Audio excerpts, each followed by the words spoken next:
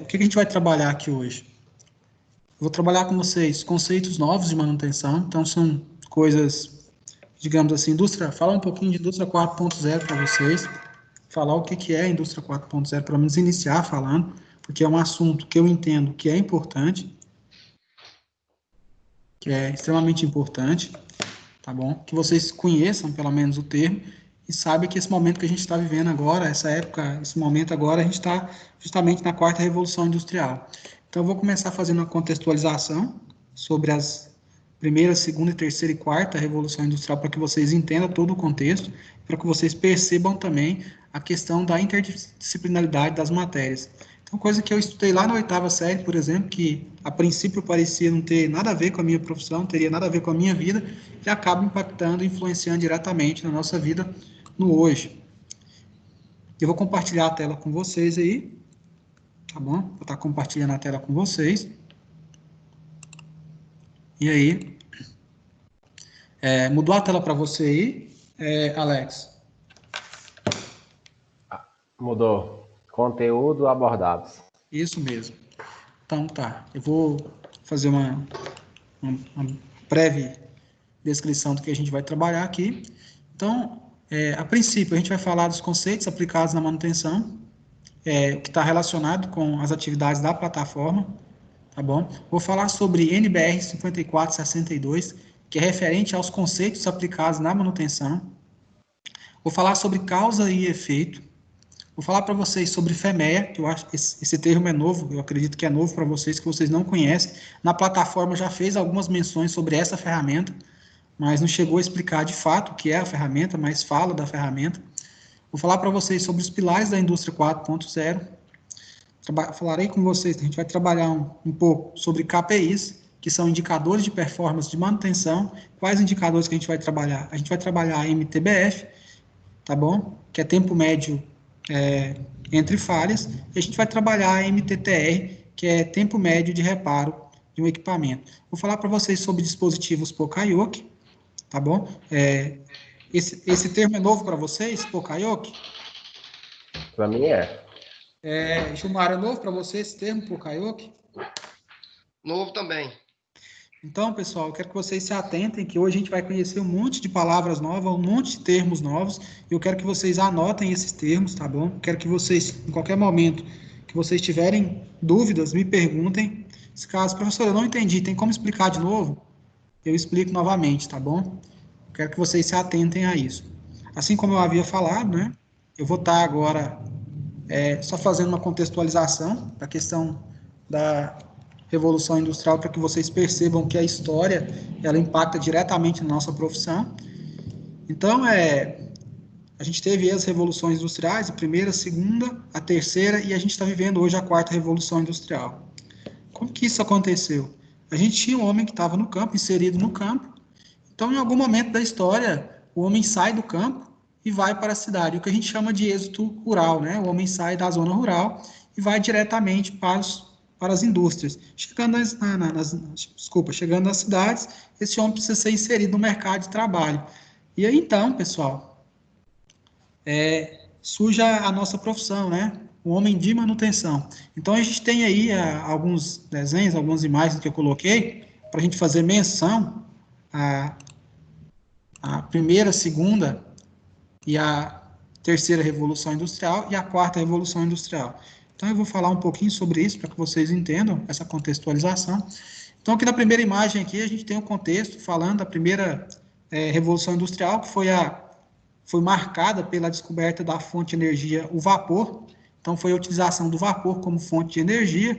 E aí, então, a gente começou a ter as máquinas a vapor, estear, locomotivas. Então, isso caracteriza a primeira revolução industrial. E aí começa, então, a necessidade de ter um homem de manutenção.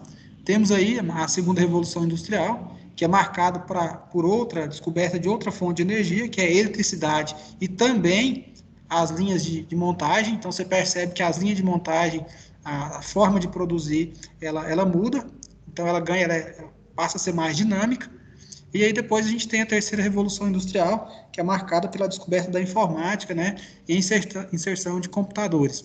E agora o que a gente está vivendo? Justamente a quarta revolução industrial, que é a inserção de digamos assim, robôs colaborativos, a gente tem também a internet das coisas, e eu vou colocar aqui agora só para que vocês entendam os pilares da indústria 4.0 ou quarta revolução industrial. Bom, mudou para vocês aí a imagem? Mudou. Então tá, a gente vai estar falando agora.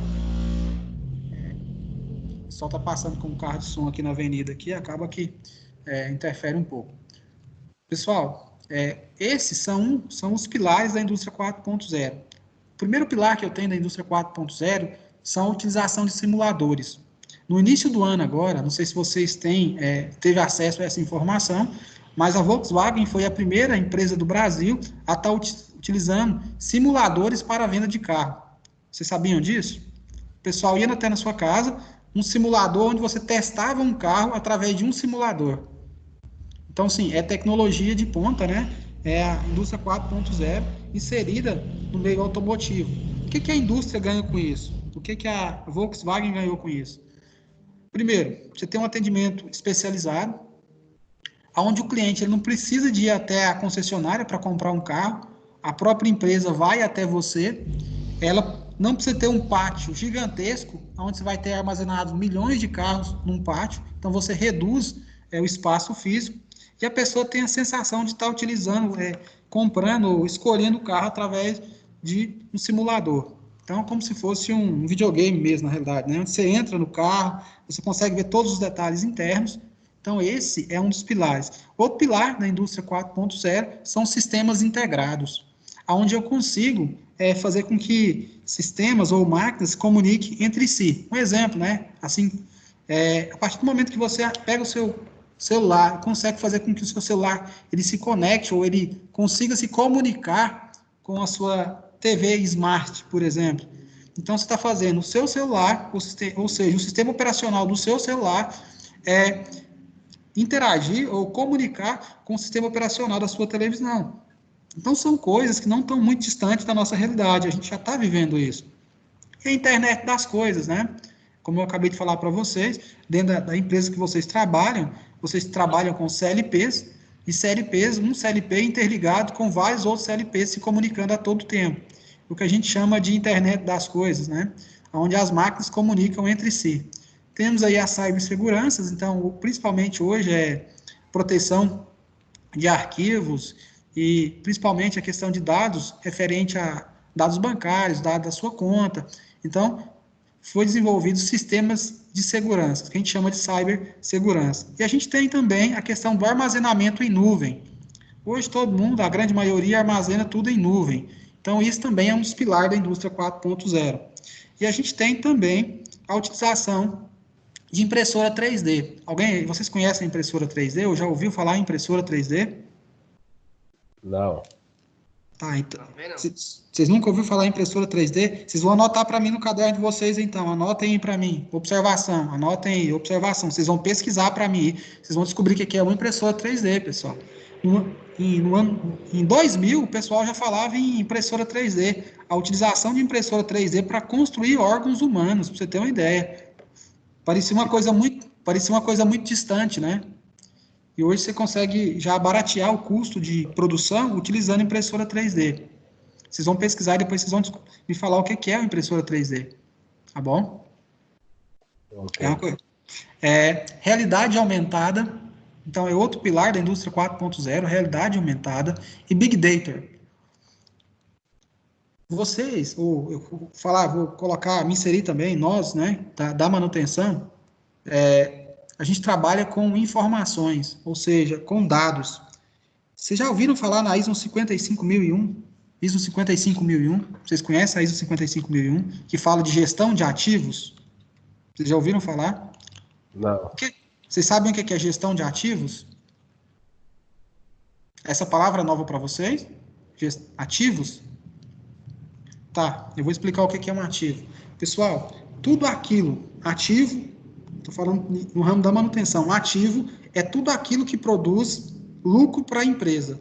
Então, a gente tem ativos físicos. Um exemplo de um ativo físico. A máquina da sua linha de produção é um ativo físico. O prédio é um ativo físico. Então, ativo é tudo aquilo que produz lucro para a empresa. Então, isso a gente chama de ativo.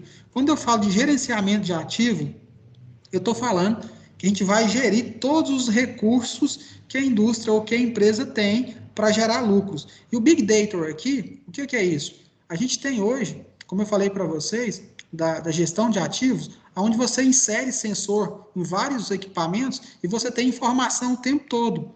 Então, você consegue gerenciar essas informações. Por exemplo, temperatura, você consegue armazenar, por exemplo, até prever quando cada componente deve ser substituído.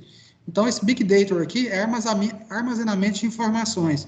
A gente tem também a questão de robôs autônomos, ou também, em alguns casos, a gente tem robôs colaborativos. Então, a gente está vivendo agora, justamente, essa quarta revolução industrial. Tudo isso que eu falei para vocês aqui, isso aí já está inserido na vida de vocês.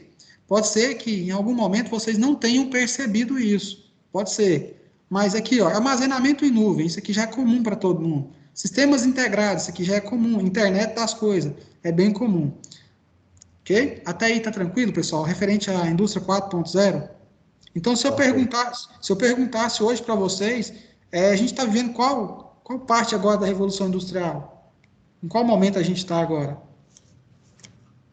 Na quarta Revolução Industrial, chamada de Indústria 4.0. E esses aqui são os principais pilares da Indústria 4.0. Tá bom? E é nesse momento aqui, pessoal, que a gente tem que se preocupar com uma coisa muito importante. É aprender a usar a tecnologia. Esse momento agora, dessa pandemia, ele acaba sendo oportuno para que a gente use, para que a gente saia da nossa zona de conforto e comece, então, a ser inserido no meio da tecnologia, querendo ou não. A gente foi, digamos assim, a gente foi empurrado, né, para estar utilizando a tecnologia. Isso é um fator positivo para a gente da manutenção agora, né? Bom, então vou estar avançando agora. Tá bom? Eu vou começar fazendo uma pergunta para vocês na nossa aula. Vou começar com uma pergunta. Alex, Estou na escuta. Para mim, para você, né, na realidade, né, você consegue me falar o que é manutenção para você, Alex? O que é manutenção? Manutenção é manter a funcionalidade do equipamento? O ativo. Manter um ativo em circulação, né? Então tá, manter um ativo funcionando. Gilmar, qual que é o seu conceito de manutenção? O que é manutenção para você, Gilmar? Manutenção para mim é manter uma vida útil de um equipamento. Manter a vida útil de um equipamento. Isso, manter a vida útil do equipamento. Tipo assim, prolongar um tempo do equipamento. Tipo, um equipamento que duraria aí, rodando aí 1 ano sem manutenção. Se eu fizer uma manutenção preventiva, tudo certinho nele, ele vai durar 2 anos, digamos assim. Ah, tá. Então esse é o conceito do Gilmar. Thales, qual que é o seu conceito de manutenção, Thales? O que você entende como manutenção? Eu estou achando que pode ser que ele não esteja me ouvindo ou pode ser que esteja sem microfone. Então, o Emerson. Ouvindo sim, professor. Consegue me ouvir? O Thales ou o Emerson que falou aí agora? Desculpa. Thales, qual que é o seu conceito de manutenção, Thales? Então, não é muito diferente do que os colegas falaram aí, não. É da palavra mesmo manter, né? Manter. Pessoal, a vida útil de algum equipamento. Manter a vida útil do equipamento. Pessoal, até na terceira revolução industrial, então, a primeira, a segunda e a terceira, a manutenção ela era vista apenas como uma fonte de gasto necessário, ou seja, manter um equipamento em funcionamento. A manutenção era tida como uma fonte de gasto, né? Só que agora, na quarta revolução industrial, tudo mudou. A manutenção hoje ela não tem só uma função de manter um ativo funcionando. Ela tem como função fazer com que a empresa, ela é uma geradora, a manutenção agora ela é uma fonte geradora de renda. Como assim, professor? A manutenção agora tem o papel de manter um equipamento em funcionamento, em perfeito funcionamento, e ela tem também a função de promover melhorias em equipamentos. Então, um equipamento que produzia lá, um exemplo, 100 peças por minuto, agora a manutenção tem como principal papel fazer com que essa produção ela aumente. Através do quê? Da terotecnologia. Terotecnologia através de retrofit. O que eu estou falando para vocês, terotecnologia e retrofit, é novo para vocês esse termo? Sim. Então, tá bom, a gente vai estar usando alguns termos novos e eu vou estar explicando cada um deles para vocês. Então, a função agora da manutenção, o papel da manutenção agora, ele mudou. Não é mais só manter. Ele tem também como função agora ser uma fonte geradora de renda, de lucro para a empresa, tá bom? Diminuir as percas também, né, professor? Isso, diminuir percas, né? Quando você faz uma melhoria, dependendo da melhoria que você faça, no equipamento você faz o quê? Você diminui a perca. Então, aqui em cima, pessoal, eu coloquei para vocês o conceito de manutenção. É o conjunto de atividades integradas para assegurar que todo ativo físico continue a fazer o que os seus usuários querem que ele faça. Pergunto para vocês aqui, separei alguns termos, os principais termos de manutenção que vocês devem conhecer. Então, se eu encontrar com vocês até no supermercado, eu vou perguntar o que é um follow-up, o que é uma terotecnologia, vocês têm que saber. Isso aqui agora, pessoal, vocês vão ter que, digamos assim, aprofundar nisso aqui e nunca mais esquecer, tá bom? Primeiro, conceito de falha, saber o que é uma falha, saber o que é um defeito, retrofit, vocês já ouviram falar essa palavra, retrofit? Não. Tá, eu vou explicar para vocês o que é um retrofit. Pessoal, o retrofit é uma atualização tecnológica no equipamento. Por exemplo, você tem um equipamento que faz um serviço manual, e aí você faz um sistema, você automatiza esse equipamento. Na verdade, você fez o quê? Você fez um retrofit. Então, toda vez que eu faço uma atualização no equipamento, eu estou fazendo um retrofit. Gilmar, ficou claro para você o que é um retrofit? Ficou. Thales, ficou claro para você o que é um retrofit? Pode repetir, por favor? Retrofit, você entendeu o que é retrofit? Então, repetir o que é retrofit. Tá, vou repetir o conceito. Retrofit, pessoal, é uma atualização tecnológica no equipamento. É quando eu pego um equipamento que trabalha de forma manual e faço o quê? E transformo ele, deixo ele automatizado. Então, eu estou fazendo um retrofit. Se eu já tenho um equipamento que tem um grau de automação e eu melhoro isso, ou seja, eu coloco mais tecnologia nesse equipamento, eu estou realizando um retrofit. Então, toda vez que eu faço uma atualização tecnológica num equipamento, eu estou realizando um retrofit. Então, vocês não podem esquecer. Vocês já devem ter realizado alguns retrofits, porém, pode ser que vocês não sabiam o nome do termo, tá bom? Outra palavra, outro termo que vocês devem conhecer, não sei se é novo, essa palavra para vocês, tag. Tag é novo para vocês? Posso falar? Sim, pode sim, deve. O tag, para mim, lá na empresa onde eu trabalho, ela é um CPF do equipamento. Isso mesmo. É um CPF do equipamento. O tag é a identificação de cada equipamento. Por que a gente tagueia os equipamentos? Qual que é a importância de cada equipamento ter o seu número de registro? Pessoal, imagina você numa fábrica onde você tem vários equipamentos semelhantes, né? E aí você tem que realizar uma manutenção. Como que eu vou identificar cada equipamento? Visualmente, eles são iguais, mas o que vai diferenciar é o quê? É o tagueamento. O tagueamento de cada equipamento vai vir justamente na OS, na hora de executar o trabalho. Então, na hora de executar o trabalho, vai estar lá o tag do equipamento que você tem que realizar o trabalho. Imagina se você não tem um tagueamento, a probabilidade de acontecer erros é gigantesco. Você pode desmontar o equipamento que, na realidade, não era necessário. Porque você pode se confundir, né? Como eu falei para vocês, a gente tem muitos equipamentos que são semelhantes, tá bom? Referente ao tag, todo mundo conseguiu entender? Sim. Então tá. Feedback, essa palavra é nova para vocês? Não, Feedback? não. Todo mundo sabe o que é um feedback? Feedback é um retorno, né? Quando você faz uma ação e alguém retorna para você, eu estou te dando um feedback. Essa palavra agora, bitmark, é novo para vocês? Para mim é. Tá. Esse termo, ele é muito utilizado agora na indústria 4.0. O que é o bitmark, pessoal? O bitmark é quando eu pego os melhores resultados, tá bom? E trago para minha empresa a fim de melhorar os meus resultados. Vou pegar um exemplo aqui, né? Para ser mais claro. A gente pode fazer bitmark interno. Digamos que na sua empresa, você tem lá várias máquinas, né? E você tem lá um quadro de mecânicos que realizam, vou chamar de máquina X. Eu tenho uma máquina X na minha empresa, o Wesley gasta 40 minutos para dar manutenção na máquina. O Alex gasta 10 minutos para realizar a mesma manutenção na máquina X. Eu vou pegar o resultado do Alex, que é o melhor resultado, E aí, através disso, eu vou conversar com o Alex. Alex, como você realiza essa manutenção em tão pouco tempo? Ou seja, eu pego os melhores resultados e vou tentar fazer com que todos os resultados da empresa sejam próximos daquilo que é o ideal. Você conseguiu entender ou não? Ou ficou confuso ainda? Entendi. Padronizar, Então, né?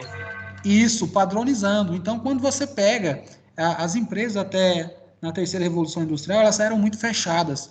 As empresas não gostavam de compartilhar informação, mas agora na quarta revolução industrial, a gente tem agora uma parceria maior entre as empresas. Então, igual eu falei para vocês, eu sempre vou estar tentando fazer benchmark, tentando melhorar os resultados da minha empresa, seja ele na manutenção, seja na área de vendas. Então, o benchmark é muito importante. Ficou dúvida até aí, essa questão de benchmark? Não. Então tá. Follow-up. Esse termo é novo para vocês? Follow-up? Para mim é. Tá. O que é um follow-up? Quando alguém fala para você assim, faz um follow-up dessa máquina para mim, eu estou pedindo para você que você faça um monitoramento do atual, do agora. Então fala assim, faça um monitoramento dessa máquina para mim agora, assim, do momento atual. Então faz um follow-up dessa máquina, então é o momento atual. Eu quero que você faça um monitoramento do momento atual. Heterotecnologia. É novo para vocês? Sim. O que é heterotecnologia? Deixa eu explicar para vocês. Pessoal, a heterotecnologia é uma técnica britânica, tá bom? Que ela consiste, né, desde a aquisição do equipamento, ou seja, desde a compra do equipamento, tem que ter alguém da manutenção presente. Então, a partir do momento que a empresa ela vai comprar um equipamento, você já tem o envolvimento do pessoal da manutenção. Então, o pessoal da manutenção ele é envolvido na compra, até na hora da instalação do equipamento, o pessoal da manutenção está envolvido no processo da aquisição do equipamento. Então, a gente chama isso de terotecnologia, tá bom? E junto com essa terotecnologia, se for uma máquina, por exemplo, uma máquina importada, vai vir um técnico junto lá do país de origem, ou seja, a Alemanha, geralmente a gente importa muita máquina da Alemanha, vem um técnico da Alemanha para te dar uma capacitação para todo o pessoal na forma de realizar essa manutenção. Isso a gente chama de terotecnologia. Acontece isso na empresa de vocês, quando vocês fazem aquisição de novos equipamentos? Sim, na minha lá, o engenheiro que acompanha. Então, vocês já trabalham com terotecnologia, tá bom? Sim. Eu vou colocar aqui o termo para vocês. Eu acho interessante que vocês copiem os termos, tá bom? E aí a gente vai... Outro termo que surge bastante agora na quarta revolução industrial, na indústria 4.0, é a questão da confiabilidade, tá bom? Então, a gente vai trabalhar, a manutenção sempre vai trabalhar para aumentar a confiabilidade de cada equipamento. O que seria a confiabilidade de cada equipamento? É diminuir o tempo de máquina parada. Ou seja, quanto menos a minha máquina fica parada, maior é a minha confiabilidade desse equipamento. Então, o papel da manutenção agora não é só realizar a manutenção quando a máquina quebra, não. É prever quando a máquina vai quebrar e interagir antes que isso aconteça, a fim de melhorar a confiabilidade do equipamento. Tá bom? Vocês acham que uns 5 minutinhos dá para copiar esses conceitos? Tá. Então, tá. Vou dar uns 5 minutinhos para vocês, quando for... Se vocês quiserem, ou vocês preferem que depois eu mande para vocês esse material, é melhor eu mandar para vocês? Eu acho que fica melhor, a gente ganha mais tempo. Pode ser. Pode ser, pessoal? Beleza, pode ser. Porque eu mando para vocês o material. Então, até agora, ó... Retrofit a gente falou, follow-up, né? Que eu falei para vocês que é o acompanhamento ou a monitoração da situação atual. Ficou tranquilo, pessoal, referente às explicações dos termos? Beleza, ficou para mim. Posso avançar, pessoal? Pode. Tá. E agora eu pergunto para os senhores, qual é o papel da manutenção? Vocês haviam falado que era justamente manter o equipamento funcionando. Só que agora, pessoal, como eu havia falado para vocês, o nosso papel agora, ele é muito maior do que só manter o equipamento rodando. A gente tem que prever as futuras quebras, a gente tem que promover melhorias. Esse termo que eu vou falar agora, Kaizen, a gente tem que trabalhar com Kaizen. Vocês sabem o que é Kaizen? Não.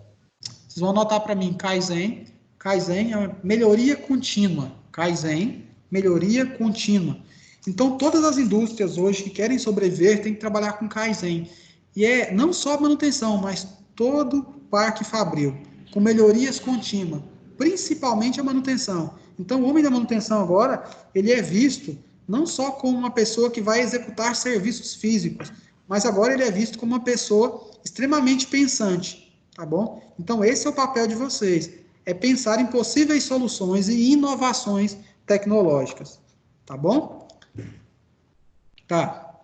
Pessoal, é bem interessante a gente abordar esse assunto agora, que quando a gente realiza uma manutenção no equipamento, não foi porque a máquina deixou de funcionar, foi porque um componente do ativo perdeu as suas funções, ou seja, deixou de ter um perfeito funcionamento. Então, todo componente, eles têm funções primárias e funções secundárias.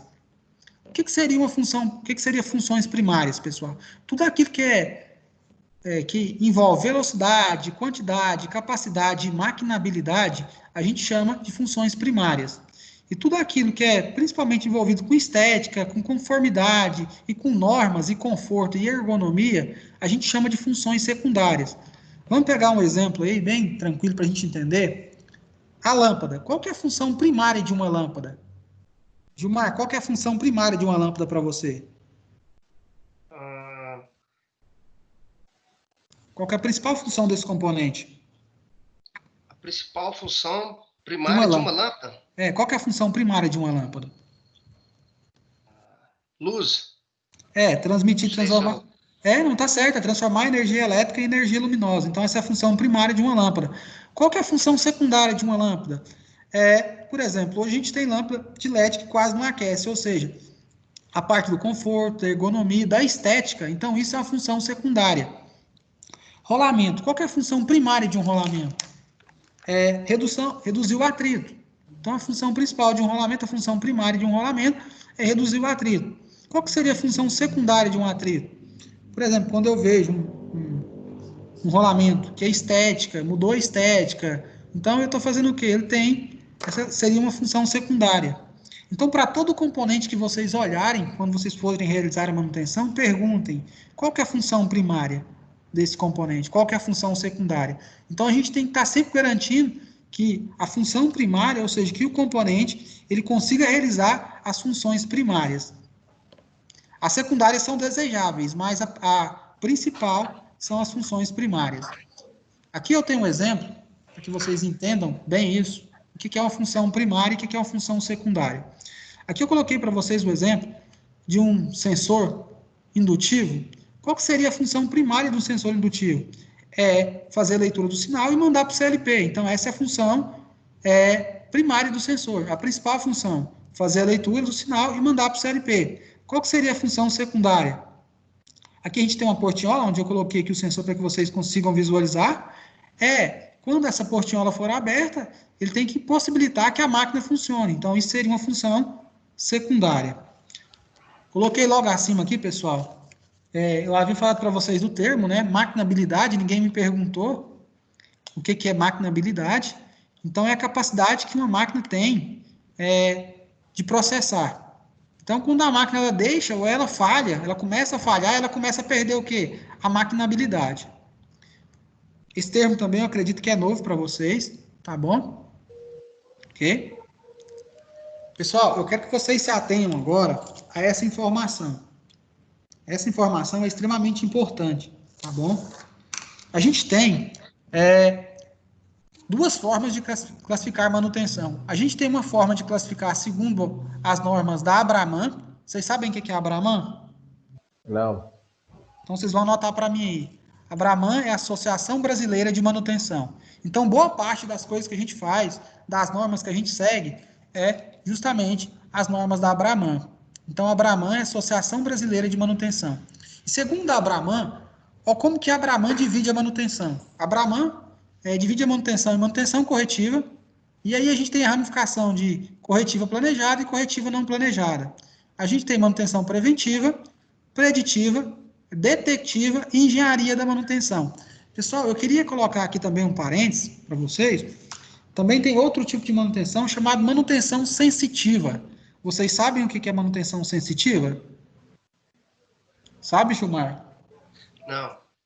Tá, eu vou explicar para vocês, e aí se vocês quiserem anotar, Pessoal, a manutenção sensitiva, provavelmente vocês já usam manutenção sensitiva. A manutenção sensitiva é quando eu uso os meus sentidos para diagnosticar um problema. Exemplo, quando você coloca a mão sobre um redutor e você percebe que esse redutor está aquecendo acima do normal, você está usando o tato para verificar uma anomalia de um equipamento, de um ativo. Quando você visualiza um componente que está prestes a romper, um parafuso, você está fazendo uma manutenção sensitiva. Você está usando a visão justamente para diagnosticar um possível problema. Vocês usam manutenção sensitiva. Ficou claro, Gilmar? Beleza, ficou. Alex, ficou tranquilo para você? Conseguiu entender aí tranquilo? Tranquilo, na inspeção lá na empresa que eu trabalho, eu uso muito essa manutenção sensitiva.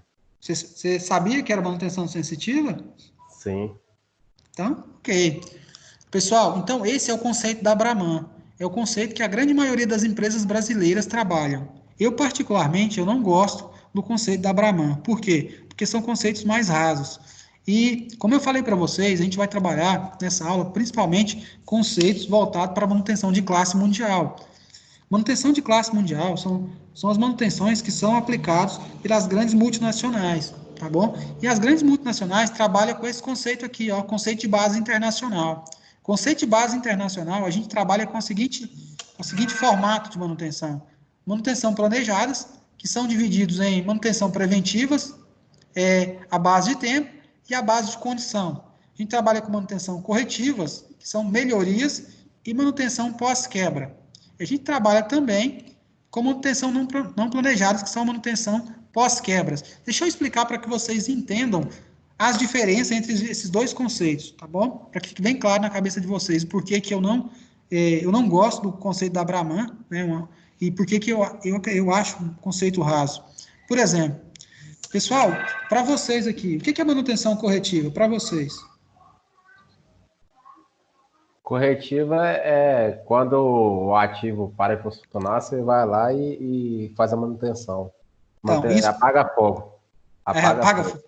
Isso é manutenção corretiva para vocês, né? Para a gente aqui na base internacional, isso não é manutenção corretiva. A gente chama isso de manutenção pós-quebra. O que é uma manutenção corretiva de base internacional? Vou dar um exemplo. Você tem uma máquina que trabalha com rolamento com uma carreira de esfera. E aí você vai fazer a manutenção. E você percebe que se você trocar o rolamento de uma carreira de esfera e colocar um rolamento de 2 carreiras de esfera, você vai melhorar esse equipamento, você vai aumentar a confiabilidade desse equipamento.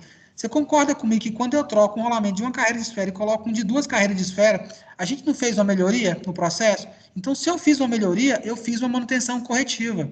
Então, manutenção, segundo as normas internacionais, isso é manutenção corretiva. Manutenção corretiva só é quando eu realizo uma melhoria no equipamento. Se eu não realizei nenhuma melhoria durante o processo de manutenção, então isso não é considerado como manutenção corretiva, é considerado como uma manutenção pós-quebra. Enquanto que no conceito da Brahman, a partir do momento que você substitui um componente, pode ser pelo mesmo, você já está realizando a manutenção corretiva.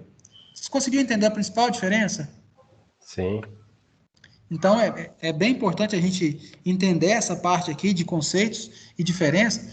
E com manutenções de classe mundial, pessoal, a gente trabalha muito com ciclos.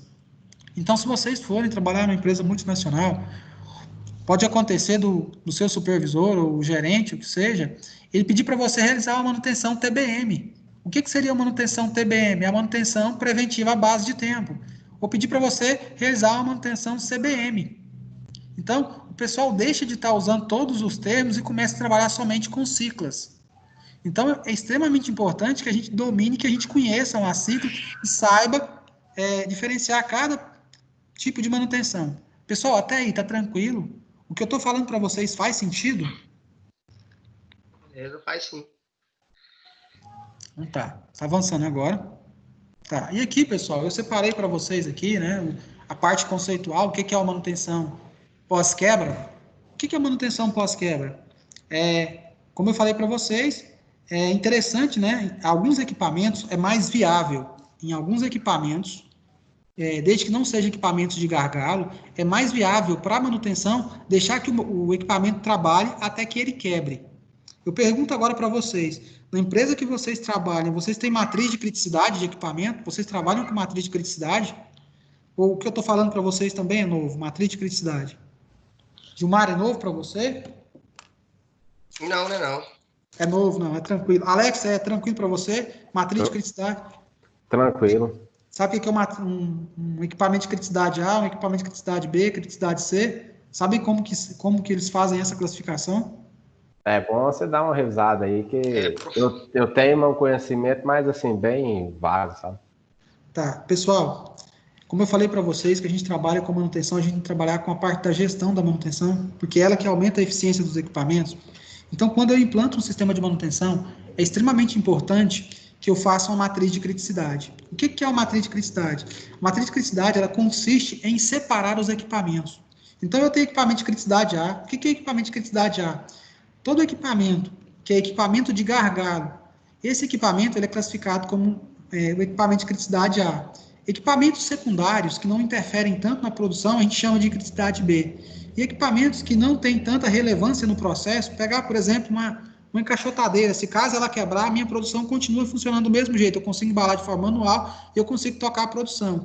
Então, esse seria um equipamento de criticidade C. Por que a gente faz essa divisão de criticidade de equipamento? Para aplicar em cada equipamento o tipo de manutenção necessária. Por quê? Pensa comigo, se eu tenho equipamento de criticidade C, é necessário eu implantar um sistema de manutenção preventiva nele? Ou preditiva? Não. Não é, porque o sistema de manutenção preditiva, ele é caro. Então, eu faço o quê? Eu vou aplicar nos equipamentos de criticidade A as manutenções necessárias. Então, eu separo os equipamentos e aí, então, eu vou definir para cada equipamento qual tipo de manutenção é adequado para aquele equipamento. Tá bom? Ficou tranquilo para vocês, então, essa questão de... Ficou tranquilo, Gilmar? Não ficou. Lá na empresa nossa é por cores. Por cores? Olha para você ver. Olha tanto que é interessante, Gilmar, que você me falou. Além de vocês terem uma matriz de criticidade, vocês ainda têm uma gestão à vista. Tá bom? Por que é interessante? Por que é interessante trabalhar com gestão à vista? A gente vai diminuir a probabilidade de errar, tá bom? Então, trabalhar com gestão à vista é muito importante. Ok? Tá. O que é uma manutenção CM? Igual eu falei para vocês, né? Que é uma manutenção corretiva, que a gente chama de manutenção CM. O que eu estou falando para vocês, eu estou me embasando nas normas internacionais, tá bom? A gente está deixando agora um pouquinho os conceitos da Brahman, que geralmente o pessoal trabalha mais com o conceito da Brahman, mas eu estou mostrando para vocês outro conceito, tá bom? Manutenção corretiva, né? Como eu falei para vocês, ele só é manutenção corretiva a partir do momento que eu consigo produzir melhorias naquele equipamento. Então, se eu não faço nenhum tipo de melhoria, então eu não estou realizando manutenção corretiva, tá bom? E a gente tem também as manutenções à base de tempo. O que seriam essas manutenções à base de tempo? A gente está supervisionando o equipamento e conforme a gente estabelece tempos para estar realizando manutenção e substituição de componentes mecânicos. Um exemplo, né? A gente tem vou dar um exemplo pode parecer bem simples, né? A gente realiza a manutenção à base de tempo no nosso carro quando a gente faz a troca de óleo. A gente estabelece que a gente vai trocar o óleo do carro a cada X quilômetro rodado. Então, a gente está fazendo a manutenção baseado justamente em tempo. Não é assim que a gente faz? Okay? Sim. E a gente pode também, pessoal, estar realizando manutenção que a gente chama de manutenções CBM, que são manutenções baseadas em condições. Para realizar essas manutenções baseadas em condições, é necessário que você utilize alguns recursos, que vocês estejam usando algumas técnicas de manutenção preditiva. Na cabeça de vocês conseguem separar a manutenção preventiva de manutenção preditiva ou vocês querem que eu revise esse conceito? Conseguem separar o que é manutenção preventiva e o que é preditiva? A preventiva, ela é determinada pelo fabricante. Pelo que eu conheço. E a preditiva, você determina ali um X tempo que aquele período de peça vai rodar. Porque o fabricante manda o equipamento com a vida útil, mas não necessariamente você vai ter que trocar aquilo ali naquela data. Tipo isso, sabe? Então tá, vamos explicar melhor o conceito, que pode ser que tenha gerado algumas dúvidas, né? Pode ser que tenha algumas dúvidas. O que é manutenção preventiva? Pessoal, manutenção preventiva são ações que a manutenção faz para prolongar a vida de um ativo, para prolongar também a vida dos componentes. Um exemplo, se você realiza a lubrificação dos barramentos da sua máquina, dos guias da sua máquina, você está realizando a manutenção preventiva. Por quê? Quando você insere lá o lubrificante na superfície lá do barramento, você está criando uma proteção. Então, você acaba prolongando a vida desse ativo. Então, isso é uma manutenção preventiva. Você está realizando ações que vão prevenir futuras manutenções. Então, isso é preventiva. O que é preditiva? A manutenção preditiva, ela consiste em utilização de técnicas para prever futuras quebras. Ou seja, a partir do momento que você usa, né, você faz um ensaio não destrutivo, pode ser destrutivo ou não destrutivo. Você faz um ensaio, por exemplo, lá, vai verificar a vibração. Você faz lá um ensaio lá para estar verificando a vibração do equipamento. Então, a partir do momento que você mede a vibração do seu equipamento, você consegue me dizer quando que o rolamento vai falhar. Quando você realiza, por exemplo, você mede a temperatura dos componentes elétricos da sua máquina, você tem isso registrado, você está realizando a manutenção preditiva.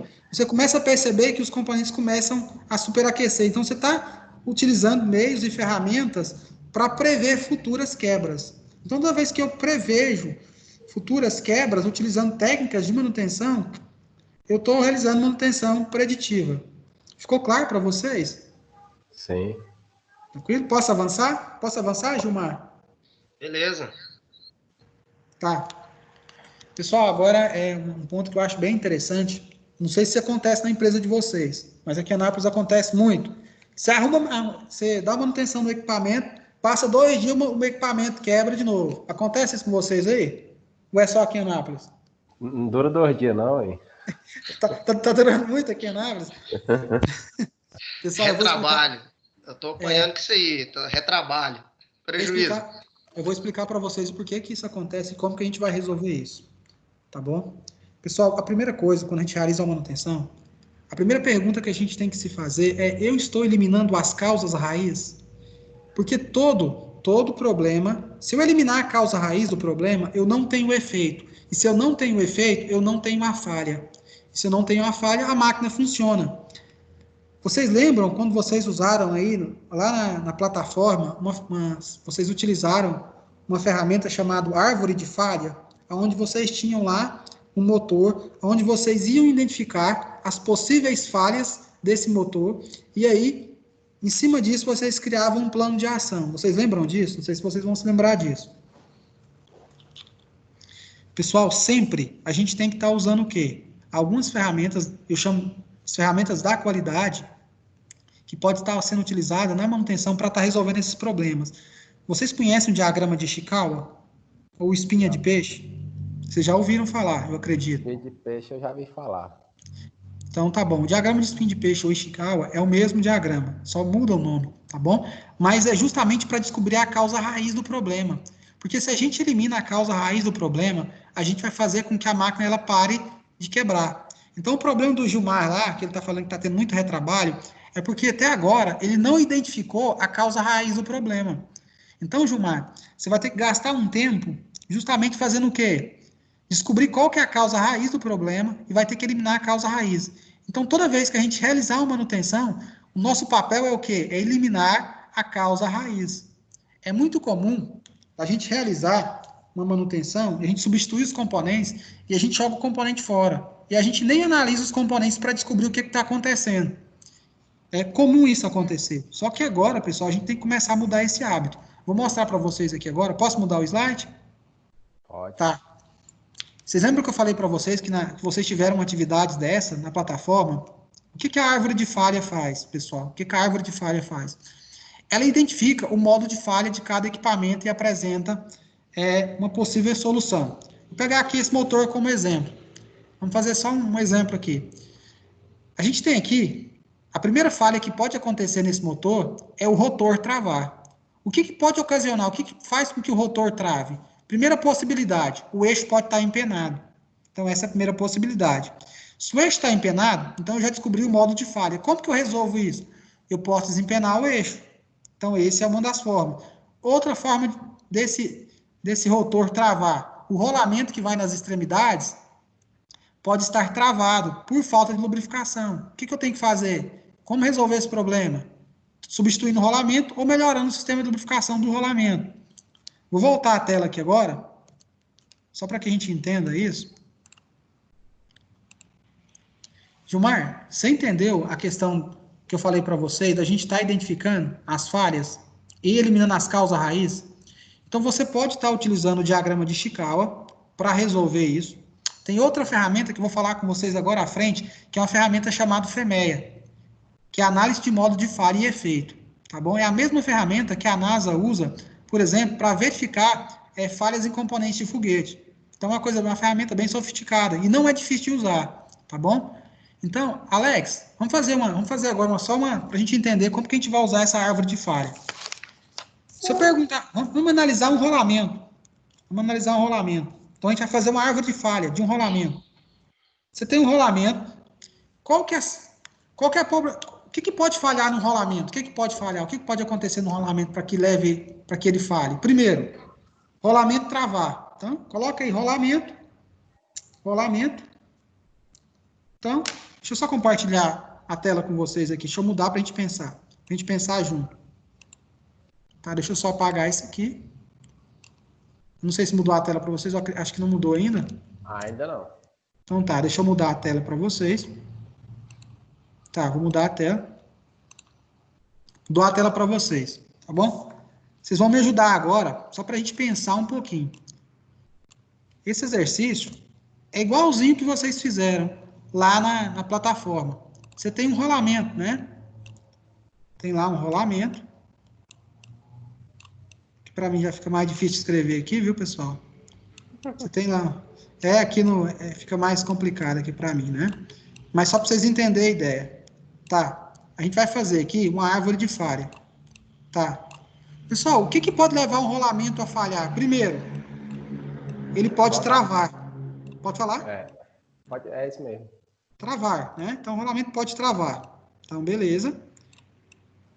O que mais que pode acontecer com o rolamento? Desgaste na capa. Desgaste. Então, beleza. Folgado. Então, vou colocar aqui. Desgaste. Tá.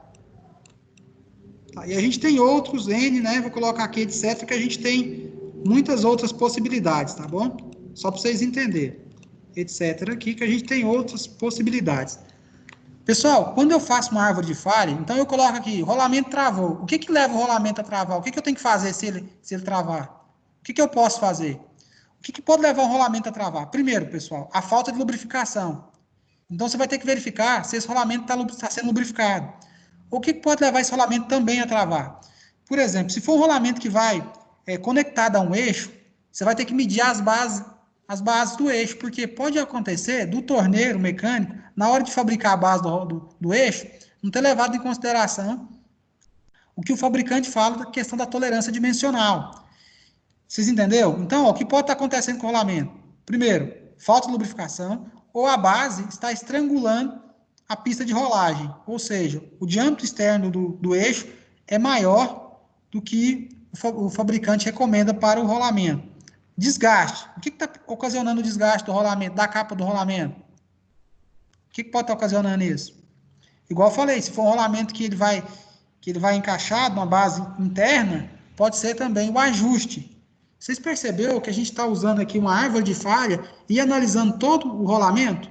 E aí a gente vai fazer o quê? A gente vai colocar o que está acontecendo com o componente e como resolver o problema. Então, a gente está usando... Você com um papel na mão lá e uma caneta, você já consegue fazer uma árvore de falha justamente para quê? Para identificar os possíveis problemas e as possíveis soluções para estar, digamos assim, realizando a manutenção com eficiência. Mas é comum a gente fazer o quê? A gente pegar o componente, a gente trocar o componente e não analisar o componente. Então, se você fez a troca de um rolamento, o que você vai ter que fazer, Gilmar? Você vai guardar esse rolamento, no momento oportuno, você vai analisar esse rolamento. Você vai, eu percebi que está tendo um desgaste externo. Então, o que está acontecendo isso? Provavelmente, o alojamento do rolamento está acima do que é recomendado pelo fabricante. E aí a gente está eliminando justamente o que? A causa raiz. E se eu elimino a causa raiz, eu elimino a falha. Pessoal, o que eu estou falando para vocês faz sentido? Para vocês? Faz sim. Eu estou mostrando para vocês que os erros que a gente comete enquanto mecânico, como profissional da área, a gente não analisa. A gente faz essa manutenção que a gente chama de apaga-fogo, e aí depois a gente não faz nenhuma análise do que foi feito. E aí depois a gente tem que voltar de novo e fazer o retrabalho, porque a gente não eliminou a causa raiz. Então, todas as vezes que a gente realiza uma manutenção, é extremamente necessário que você faça o quê? Elimine a causa raiz. Se você não eliminar a causa raiz, você vai recorrer de novo na realização da manutenção. Então, a gente usou aqui uma árvore de falha para identificar as possíveis falhas. Tá bom? O que pode estar acontecendo? Quando eu identifico as falhas do componente, eu crio um plano de ação para intervir. Então, se aconteceu a falha do rolamento travar, o que tem que ser feito? Tem que verificar o alojamento do eixo. Se tiver acima do recomendado, tem que fazer o quê? Tem que usinar o eixo de novo. Se for uma questão de empeno, o que eu tenho que fazer? Eu tenho que verificar o empeno. Tem que colocar esse eixo num torno, tem que colocar um relógio comparador e verificar o empeno do eixo. Tá bom? É muito comum, principalmente, pessoal, eixo de grande porte, aonde você tem alojamento de rolamento nas duas extremidades.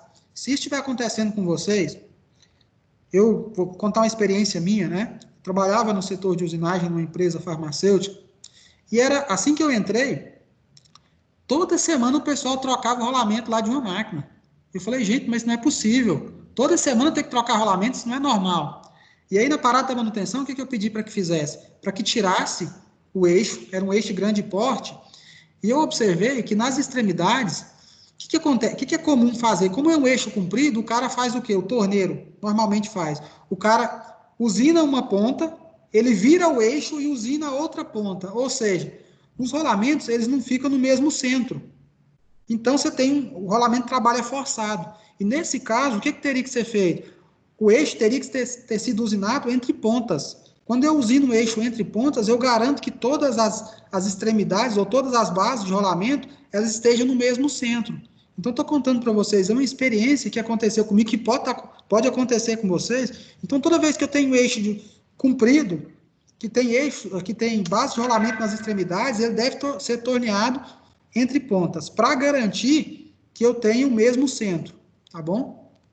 Okay? Vou estar aqui agora compartilhando a tela com vocês, para a gente voltar lá nos slides lá, tá bom? E aí,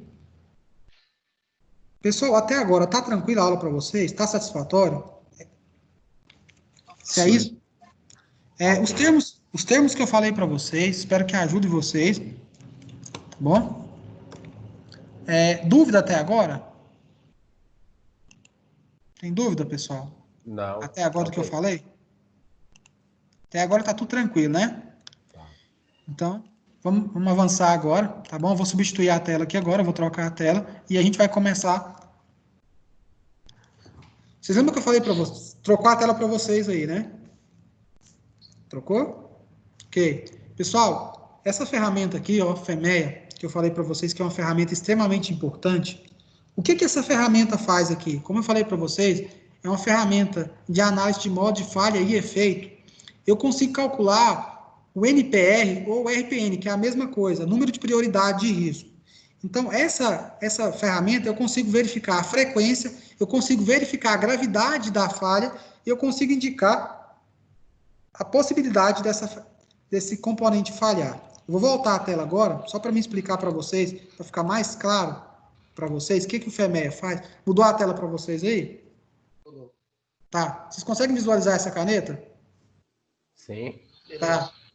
Pessoal, vamos pensar assim, ó, se eu aplicasse aqui o FEMEA nessa caneta, então o FEMEA pode ser aplicado, essa ferramenta pode ser utilizada para analisar qualquer componente. Se eu aplicasse o FEMEA nessa caneta, eu ia analisar todos os componentes, eu ia analisar a tampa da caneta, eu ia analisar o tubo da caneta, eu ia analisar todos os componentes dessa caneta, e eu ia falar para você qual é o componente que tem a maior probabilidade de falhar. Ou seja, eu ia falar para você assim, ó, a esfera que está na ponta da caneta é o componente que tem a maior probabilidade de falhar. Então, cada componente que a gente analisa com o FEMEA, a gente analisa a probabilidade de falhar e a gente analisa qual é o tipo de falha e qual a possível solução se esse equipamento, se essa peça falhar. Então, a gente faz o quê? A gente destrincha o equipamento, analisa componente por componente, e eu vou saber qual que é o componente mais crítico, ou seja, qual é o componente que requer a minha maior atenção. Vocês entenderam, então, a importância da gente estar usando uma ferramenta igual o FEMEA? Eu consigo calcular o que a gente chama de RPN, número de prioridade de risco. Ou seja, qual dos componentes dessa máquina que tem a maior probabilidade de falhar. E se ele falhar, o que eu tenho que fazer? Então, a gente descreve um passo a passo de cada componente e a gente separa a questão de probabilidade, qual que vai falhar, qual que tem a maior probabilidade de falhar. Alex? Oi? Ficou claro para você a questão, o que o FEMEA faz? Ficou, eu só compartilhar aqui uma experiência que lá na empresa nós trabalhamos com essa ferramenta. Aí tem um engenheiro que ele toma de conta lá dessa área, sabe? Aí nós tínhamos um problema muito grande com o aquecimento do motor diesel da carregadeira. Tá me ouvindo? Tô sim, tô ouvindo. Aí ele começou com essa... E foi destrinchando, né? Porque, igual você foi essa ferramenta aí, ela divide tudo e vai no passo a passo. E no final, ele chegou no resultado, nós já tinha feito tudo quanto é tipo de coisa, já tinha feito, já tinha trocado. E, tipo assim, lá nós trabalhamos sem carregadeira e todas elas aqueciam do mesmo jeito, entendeu? Uhum. Aí nós chegou na conclusão que era só substituir o líquido de arrefecimento, que a temperatura ambiente lá não estava suportando pelo líquido que nós estávamos trabalhando. Olha para você ver, é a utilização de uma ferramenta da qualidade, né, que você consegue identificar um possível problema, tá bom? Sim. Então, é muito importante a gente estar usando essas ferramentas. Aqui no Brasil, o pessoal não dá tanta credibilidade para as ferramentas. Mas eu falo para vocês, é um diferencial se vocês aprenderem a usar as ferramentas da qualidade e usarem as ferramentas da qualidade, vocês vão perceber que vocês vão conseguir resolver problemas muito mais rápido, tá bom? O pessoal acha, né, o pessoal imagina que a gente gastar um tempo planejando e usando ferramenta, o pessoal muitas vezes considera isso como desperdício de tempo. E na realidade, não. Na realidade, você está ganhando tempo, porque você não toma nenhuma ação desnecessária. Porque durante o planejamento, você pode errar, você só não pode errar depois do planejamento. E quando a gente usa uma ferramenta da qualidade, uma ferramenta igual ao FEMEA, a gente está justamente planejando e analisando todas as possibilidades, tá bom? Então, é muito interessante. Obrigado, Alex, por compartilhar aí. Eu acho bem interessante, que o pessoal perceba que realmente tem pessoas que já usam essas ferramentas. Bom? Vou voltar aqui para a tela. Ficou alguma dúvida, pessoal, referente ao FEMEA? Se vocês quiserem, eu falei isso com o pessoal de manhã, se vocês quiserem, eu posso preparar uma aula para vocês, para ensinar vocês a usar o diagrama de Ishikawa, usar a matriz Gucci e usar o FEMEA. Se vocês acharem importante, se vocês quiserem, tá bom? É importante sim. Não, todo conhecimento é bem-vindo, né? Tá bom, pessoal? Se vocês quiserem, a gente pode fazer. O mais acha que é interessante para vocês aprender a usar essas ferramentas, diagrama de Ishikawa, FEMEA e matriz Gucci. Vocês conhecem matriz Gucci? Não. Tá, eu vou explicar o que... Oh, desculpa, pode falar. Nem esse diagrama de Ishikawa aí também, eu não sei o que ele é, não. Então vou ensinar vocês a usar ele. Então a gente vou trabalhar com vocês aí.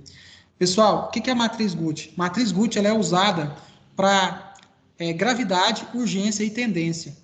Eu uso muito matriz Gucci aqui. A matriz Gucci ela pode ser aplicada não só na manutenção, mas em qualquer atividade. Quando a gente tem um volume muito grande de atividade, você não sabe qual atividade que tem que ser realizada primeiro. Você chega na oficina, lá na indústria, na empresa, você tem lá um monte de ordem de serviço, mas você sabe qual que tem que ser a primeira que tem que ser realizada? Geralmente o pessoal, eles não se atentam a isso.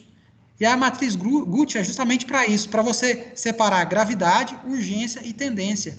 Em cima da gravidade, da urgência e da tendência, eu consigo separar quais atividades têm que ser realizadas primeiro. Ah, essa aqui, ela apresenta uma tendência a falhar maior, então eu tenho que dar prioridade para essa atividade. A gente consegue separar as atividades utilizando a matriz Gucci. Então eu consigo organizar a minha jornada de trabalho. Ficou claro para vocês, então, o que a matriz Gucci faz? Ela calcula gravidade, urgência e tendência. Em cima da gravidade, da urgência e da tendência, eu consigo organizar as minhas atividades, quais atividades têm que ser realizadas primeiro, ou seja, eu dou prioridade para as atividades necessárias. E eu deixo de olhar para aquelas atividades que não são tão necessárias, tá bom? Ficou tranquilo até aí, pessoal? Ok. Posso avançar? Então, vou avançar agora, vou voltar para lá. E agora, pessoal, agora que é bem interessante agora, esse ponto da aula, eu quero que vocês prestem bastante atenção.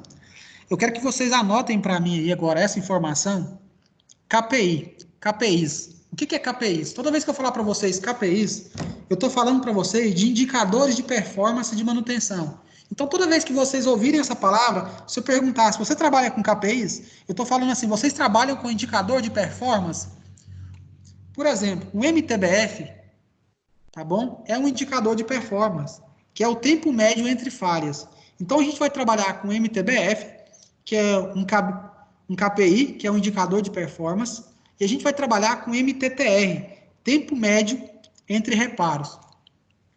Até aí tá tranquilo, pessoal? Posso continuar? Tá ok. Pessoal, eu quero que vocês se atentem agora para esse gráfico aqui, ó. Isso aqui provavelmente acontece na empresa de vocês, provavelmente. Ó, aqui nesse gráfico aqui, o que ele representa? Eu tenho uma máquina que quebrou com 8 horas. Então, eu consertei ela, passou 22 horas, ela quebrou. Depois, ela rodou 40 horas, tá bom? Aí, depois, quebrou. Ela demorou 40 horas para quebrar. Depois, ela quebrou com 10 horas. Depois, ela quebrou com 60 horas. Vocês observaram aqui que a gente não tem aqui uma constância aqui. Uma hora ela quebra com 8, uma hora a máquina quebra com 22 horas trabalhadas, uma hora ela trabalha 40 horas, outra hora ela trabalha só 10, uma hora ela trabalha 60. Isso é comum para vocês acontecerem lá? Na empresa de vocês? É estável, né? Não é uma coisa... Ele fica muito estável, né? Isso mesmo, o que a gente chama de confiabilidade. Essa máquina tem baixa confiabilidade. Pessoal, para qualquer equipamento, para que ele funcione, você tem que estabelecer as condições básicas. Então, toda vez que você vê um equipamento que ele é instável, que ele tem baixa confiabilidade, é porque ele não tem as condições básicas de funcionamento. Quais são as condições básicas de funcionamento de um equipamento? Primeiro, lubrificação. Você tem que garantir que esse equipamento tenha perfeita lubrificação. Depois, limpeza e depois inspeção. Então, toda vez que eu vejo um equipamento que ele tem baixa confiabilidade, ou seja, ele é instável, é porque eu não tenho esses 3 pontos inseridos nesse equipamento. Eu não ofereci as condições básicas para esse equipamento operar. E toda vez que o equipamento ele tem as condições básicas, eu consigo fazer com que esse equipamento ele seja estável, ou seja, ele tenha uma boa confiabilidade. Pessoal, agora, dá uma olhadinha aqui agora, pessoal, nesse gráfico aqui de baixo aqui. O que vocês perceberam agora nesse gráfico aqui de baixo em relação ao gráfico de cima? O que vocês perceberam de diferença? Esse aí tá mais padrão, né? O outro oscila muito. Isso, é o padrão. Nesse gráfico de cima aqui, ou seja, nessa máquina aqui, ó, eu não consigo prever quando ela vai quebrar. Eu não sei quando ela vai quebrar. Agora, nessa máquina aqui, ó, eu consigo. Vocês conseguem ver aqui, ó, uma hora ela quebra com 27, com 29, 28, 30 e 26. Então, se eu realizar a manutenção aqui com 25 horas, vocês conferem comigo que com 25 horas aqui, eu vou eliminar, fazer com que essa máquina não vai quebrar? Porque o tempo, aqui o menor tempo dela aqui é quanto? 26. Então, se eu realizar manutenções a cada 25 horas, ou seja, eu vou garantir que essa máquina não quebre. Observem aqui para mim como que a gente calcula o MTBF, que é o tempo médio entre falha. A gente usa o MTBF justamente para saber o tempo médio entre falha e a gente programar as intervenções na máquina. Pessoal, eu pergunto para vocês, qual é a importância de preencher uma ordem de serviço para vocês? Por que vocês preenchem uma OS? Por que vocês preenchem uma OS? Qual que é a importância para vocês de um preenchimento de uma OS? Pessoal, eu vou dar a minha resposta. Eu sei que vocês estão pensativos. Eu estava realizando uma palestra de manutenção e eu perguntei para o pessoal, né, por que eles preenchem a OS. Eu vou falar para vocês as respostas que o pessoal me falou. Primeira resposta, que a grande maioria fala, o pessoal da empresa quer saber se eu estou trabalhando ou não, se eu estou à toa ou estou trabalhando. Então, é uma fiscalização. Primeira resposta que eu mais ouço. Pessoal, não é para isso. A ordem de serviço é justamente para gerar informação para você criar os indicadores de manutenção. Por exemplo, o MTBF ele é calculado em cima das ordens de serviço. Então, cada equipamento tem as suas ordens de serviço. E ao longo do tempo, isso gera um histórico daquele equipamento. Em cima desse histórico, eu calculo o MTBF. O que é o MTBF? Eu vou somar o tempo, então eu somo o tempo dividido pelo número de quebras. Então, ó, essa máquina aqui, ela trabalhou 27 horas, depois 29 horas, depois 28, depois 30. Então, eu somo o tempo de trabalho, o tempo que essa máquina trabalhou, e vou dividir pelo número de quebras. Então, aqui, essa máquina aqui, ela trabalhou 140 horas. Ela quebrou quantas vezes? 1, 2, 3, 4, 5 vezes. Então, ela trabalhou 140 horas, quebrou 5 vezes. Então, o MTBF dela aqui é 28. Ou seja, o tempo médio entre falha é 28 horas. Então, se eu realizar a manutenção a cada 27 horas ou a cada 25 horas, vou deixar 25 horas para a gente ter uma margem de segurança maior. Se eu realizar a manutenção a cada 25 horas, eu vou ficar atento a essa máquina a cada 25 horas, eu vou fazer o quê? Eu vou garantir que essa máquina não quebre. Vocês entenderam que agora, que o papel da manutenção não é só consertar o equipamento, é prever quando ele vai quebrar e tomar ações para que ele não quebre, para que ele não deixe de funcionar. Ou seja, a gente está melhorando a confiabilidade desse equipamento. Até um tempo atrás, as empresas, até na terceira revolução industrial, as empresas trabalhavam com estoque. Com estoque. Só que isso é prejuízo. Trabalhar com estoque é prejuízo. Por quê? Primeiro que você tem que ter um espaço físico muito grande. Você tem um armazenamento. Tem o prejuízo de perder algumas peças durante o armazenamento. Então, as empresas hoje trabalham com venda arrastada. Só vende o que produz. Então, se a sua máquina, por exemplo, ela deixa de produzir, o cliente vai ficar insatisfeito. Por quê? Por que ele vai ficar insatisfeito? Porque você não vai conseguir cumprir as suas entregas no tempo no qual foi programado. Então, por isso que a manutenção tem um papel fundamental hoje, mais do que nunca. Até aí, vocês estão conseguindo entender, pessoal? Tranquilo. Tá. Deixa eu só fechar o áudio de um colega aqui. Pessoal, aqui, nesse gráfico, eu queria mostrar para vocês que aqui a gente ofereceu as condições básicas de funcionamento do equipamento. Quais condições básicas? Limpeza, inspeção e lubrificação. Então, toda vez que eu ofereço as condições básicas, eu forneço as condições básicas de funcionamento do equipamento, eu garanto que esse equipamento vai ter uma confiabilidade maior, ou seja, ele é mais estável.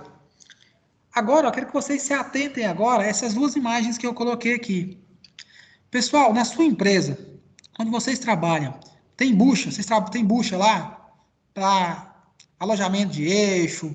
Olha aqui para vocês verem uma coisinha simples, que muitas vezes a gente não pensa. Aqui, ó, eu tenho uma bucha de bronze e aqui eu tenho uma bucha de bronze grafitado. Se a sua máquina quebrou, né? Você foi lá e visualizou que essa bucha aqui está desgastada, desgastou. O que a gente faz? O que normalmente o mecânico faz? Ele vai lá no almoxerifado, ele pega outra bucha, igualzinha essa aqui, e coloca no lugar. E eu te pergunto, ele realizou a manutenção corretiva? Não. Por que não realizou a manutenção corretiva? Corretiva segundo a norma internacional. Você concorda comigo que, segundo a norma internacional, se fosse a manutenção corretiva, eu tinha que realizar uma melhoria aqui, nesse componente? Agora, olha esse componente aqui do lado. Esse componente aqui do lado também é uma bucha. Mas observem para mim aqui que ele tem vários furos. Então, se eu coloquei aqui vários furos nessa bucha, eu vou diminuir a área de contato. E se eu diminuir a área de contato aqui da bucha, eu vou diminuir o atrito. E se eu diminuir o atrito, quer dizer o quê? Que essa bucha aqui ela vai durar mais tempo. E essa bucha aqui, em vez dela ser de TM65, ela é de bronze grafitado. Bronze grafitado, ele tem como característica, durante o processo, ele libera um óleo. Ou seja, essa bucha ela é autolubrificante. Então, quando eu substituir essa bucha aqui por uma bucha de bronze grafitado, cheio de furos, vocês concordam que eu realizei uma melhoria? Vocês já tinham parado para pensar que até o simples fato de eu realizar vários furos aqui numa bucha aqui, eu estou realizando uma melhoria num componente? Ou vocês nunca tinham se atentado a isso? Não. Por que eu melhorei aqui essa bucha? Quais aspectos ela melhorou? Pessoal, a partir do momento que eu tenho menos área de contato, igual eu falei para vocês, a gente tem menos atrito. E se eu tenho menos atrito, eu tenho menos liberação de calor. Então, se eu tenho menos liberação de calor, eu tenho menos desgaste prematuro do material, do componente. Ficou claro para vocês isso aí?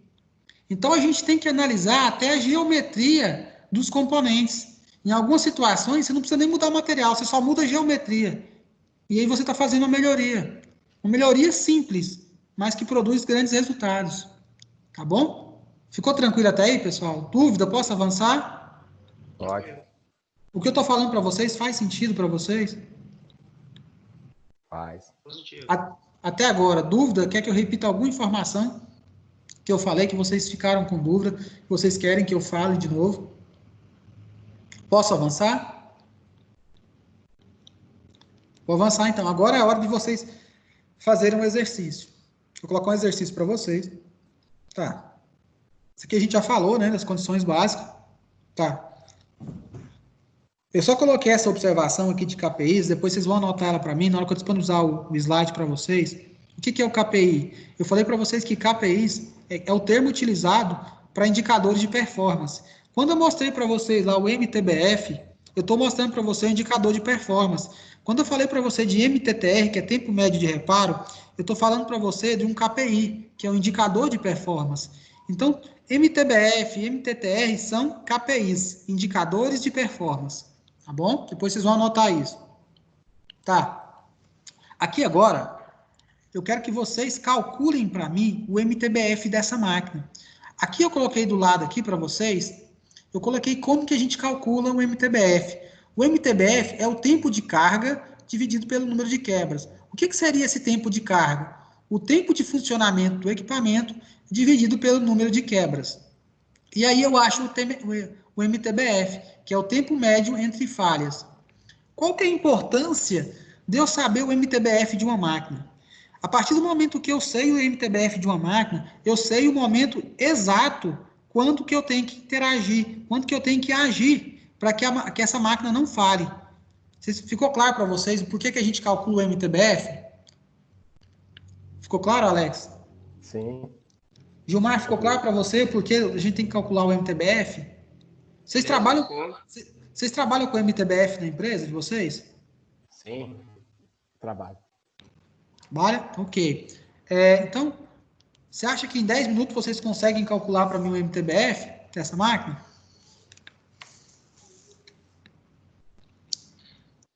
Acho que menos tempo, né? Uns 5 minutinhos a gente consegue calcular. Quanto tempo vocês precisam? Pode falar, Gilmar. Gilmar acho engraçado. Tá muito pouco. Então tá bom. Quanto tempo vocês precisam? Tempo de carga. Vou deixar aí 10 minutinhos, então. Vou cronometrar aí. 10 minutinhos.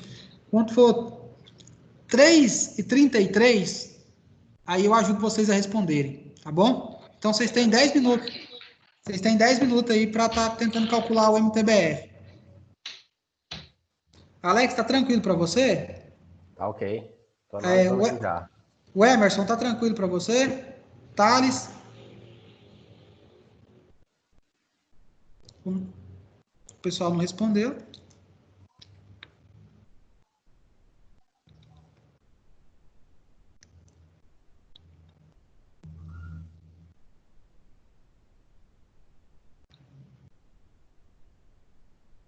Então, vou deixar esse tempo aí para vocês fazerem um exercício.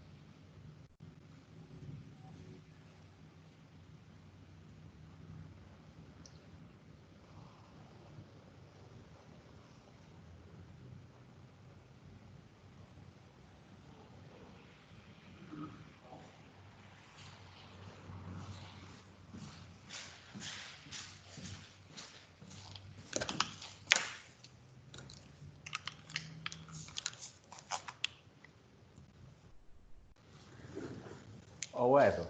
Oi, sim. Consegue me ouvir? Sim, sim.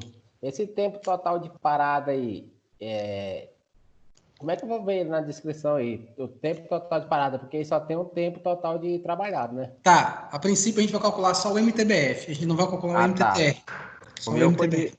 O meu. Pode falar. Pode falar o meu? Pode falar, sim. 60 horas. Isso mesmo, 60 horas.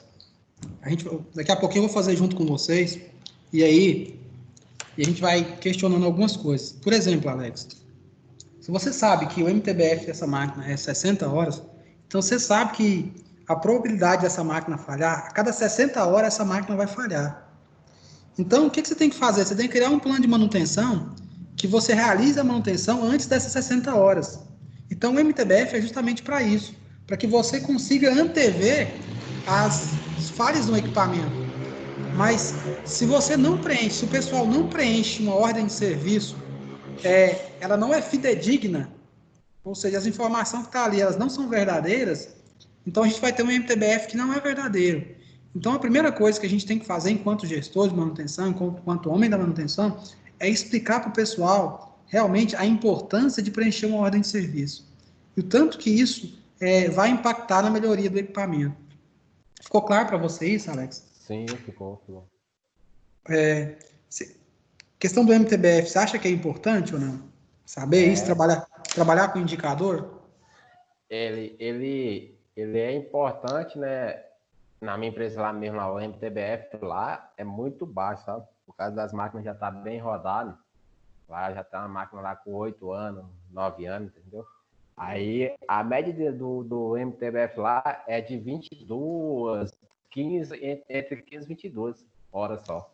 Olha para você ver. Em cima do MTBF, você consegue até analisar, tomar a seguinte decisão. Será que está na hora de eu trocar meu ativo? Será que não está na hora de eu comprar outro ativo, outro equipamento? Sim, Então, em cima disso, você consegue tomar uma série de decisão. Por isso que eu falo, se a gente não trabalha com informação, a gente não consegue melhorar o processo. Principalmente a manutenção, ela só é melhorada a partir do momento que você tem um gestor que ele trabalha com informações, pautada com números. Eu não sei como que vocês trabalham lá, mas eu acredito que deve ser dessa forma, né? Utilizando indicadores. sim. Isso é um bom sinal, Alex. Isso é um ótimo sinal.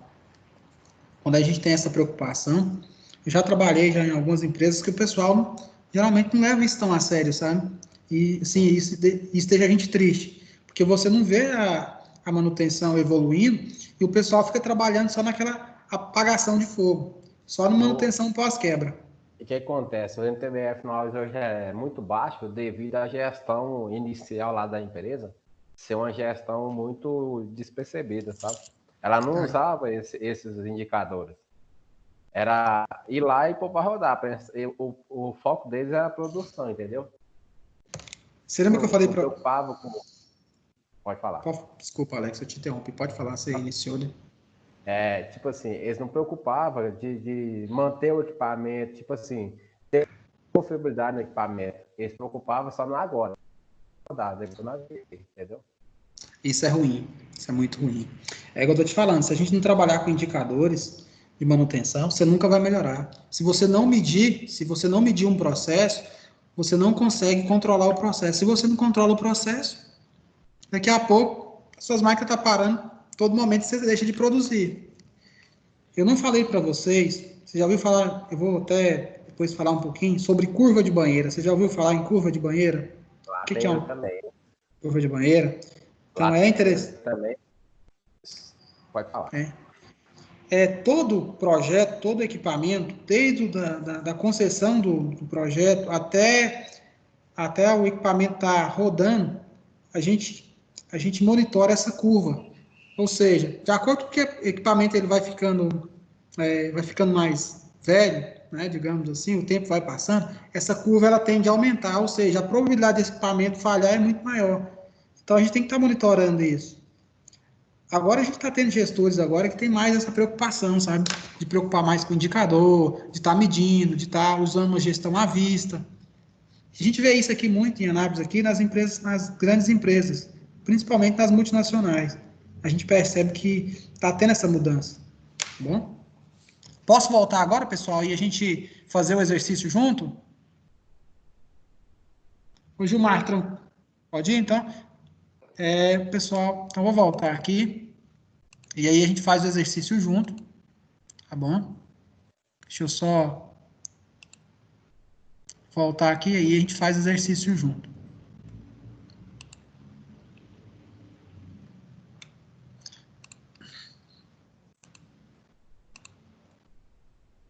Tá. Pessoal, assim como eu havia falado para vocês, se a gente trabalhar com indicador, ou seja, KPIs, é muito importante a gente aprender a calcular um MTTR. Um MTTR, um MTBF. A gente vai calcular agora um MTBF. O que a gente tem lá? A gente tem um equipamento que trabalhou 600 horas. Então, ele trabalhou 600 horas. Então, a gente vai anotar aqui. Tá.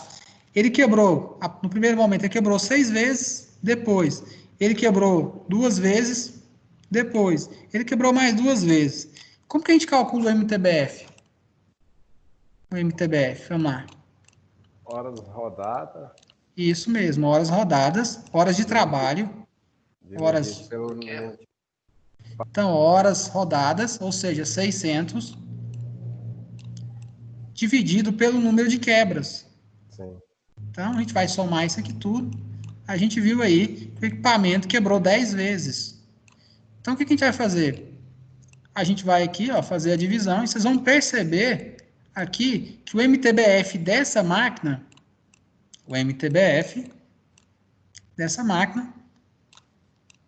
é 60. Então, pessoal, quanto maior for o MTBF aqui, mais confiável, maior é a confiabilidade desse equipamento. Quer dizer, o tempo médio entre falha desse equipamento é maior. Vocês entenderam, então, a importância da gente preencher uma ordem de serviço? Porque essa ordem de serviço, ela gera histórico. E esse histórico é que vai garantir que eu consiga calcular o MTBF, que é verdadeiro. Porque para essa máquina, a gente achou que o MTBF dela aqui é 60. Em cima disso aqui agora, pessoal, eu vou criar um plano de manutenção aonde eu tenho que intervir antes dessas 60 horas. Então, eu vou programar a manutenção antes das 60 horas, porque eu sei que essa máquina falha a cada 60 horas. Essa informação é importante. Posso apagar aqui, pessoal? Pode. Pessoal, essa informação é importante para vocês? Foi importante para vocês? Sim. Aí deixa eu só te perguntar uma dúvida aqui, Wesley. O padrão para o MTBF é de 15 ou 30 dias? Na verdade, o que vai depender muito do seu processo. Você não vai ter porque cada empresa, por exemplo, cada empresa tem uma rotina de trabalho diferente. Talvez você tenha uma empresa aqui em Goiás que produz a mesma coisa que você, aqui em Goiás. Aí você vai para outro estado, a empresa produz a mesma coisa que você. Mas se mudar a matéria-prima, dependendo da matéria-prima que você está usando, você pode acelerar o processo de desgaste do equipamento. Então, isso é muito particular. O que você tem que fazer, o que o homem de manutenção tem que pensar, é sempre em buscar o melhor resultado. Ou seja, a gente trabalhar com Kaizen, com melhoria contínua, para aumentar aí o MTBF. Vocês lembram que eu falei para vocês para a gente fazer benchmark? O que é o benchmark? Não é pegar os resultados melhores? Se vocês trabalham com o que lá? Desculpa, Alex. Eu é ouro. Minerador. Então tá bom. Você trabalha numa mineradora. Você pega o resultado de outras mineradoras e vai comparar com o resultado de vocês. E aí vocês vão ver, você pega os melhores resultados para ver o que eles fazem de diferente de vocês.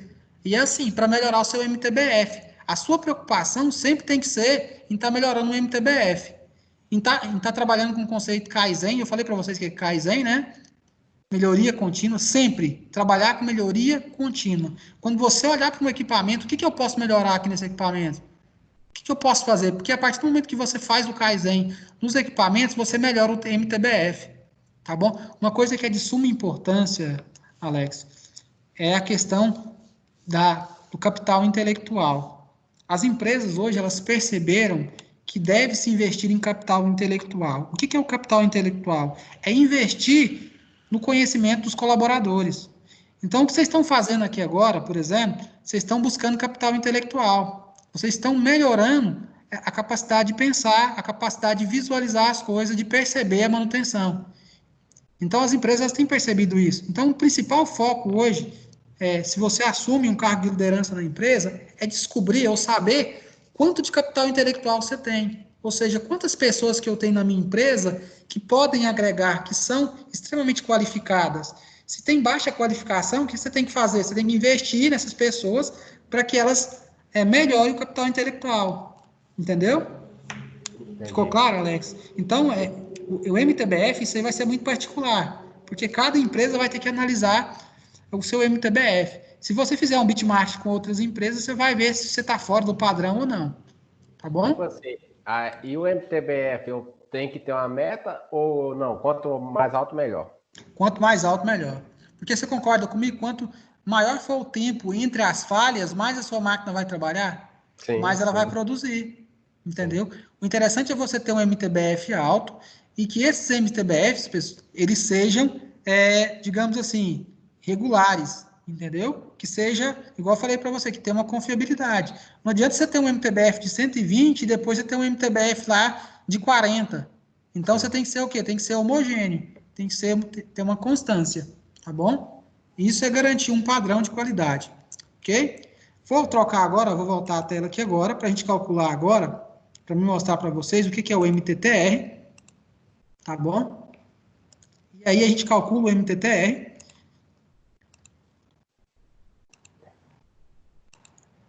Tá, até agora a gente calculou o MTBF. Eu mostrei para vocês o porquê que a gente tem que calcular e qual que é a importância.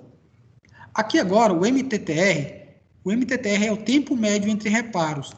Agora eu vou perguntar para vocês vão ser sinceros comigo.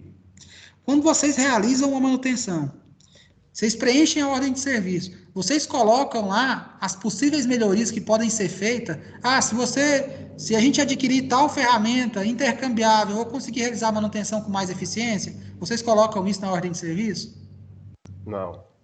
Pessoal, é extremamente importante quando vocês realizarem uma manutenção, vocês colocarem no campo de observação quais ferramentas são necessárias para melhorar o seu MTTR, ou seja, o tempo médio de reparo. Então, quando vocês fizerem agora a manutenção, coloca lá em observação, tal ferramenta, se eu adquirir tal ferramenta, eu vou conseguir diminuir o MTTR, o tempo médio de reparo, em tantas horas, ou em tantos minutos, tá bom? Então, eu calculo o MTTR, é o tempo de parada, então eu tenho o tempo de parada dividido pelo número de quebras. Opa! Aqui agora, ó, agora aqui eu tenho um exemplo, eu acho que em 10 minutos vocês conseguem calcular o MTTR, ó, você tem uma máquina aqui que ficou parada 600 horas, lembrem, pessoal, que é o tempo médio, não é a hora trabalhada, hein? Vocês não vão dividir por 600. Agora é o tempo de hora parada dividido pelo número de quebras. Então, o MTTR é o tempo de horas parada dividido pelo número de quebras. Vocês querem um tempinho para fazer aí? Dá um tempinho aí de 5 minutos para vocês fazerem. Quando for 3h40 e 5, eu ajudo vocês a responderem. Pode ser? Pode. Beleza. Então tá, vocês têm aí uns 5 minutinhos para estar realizando.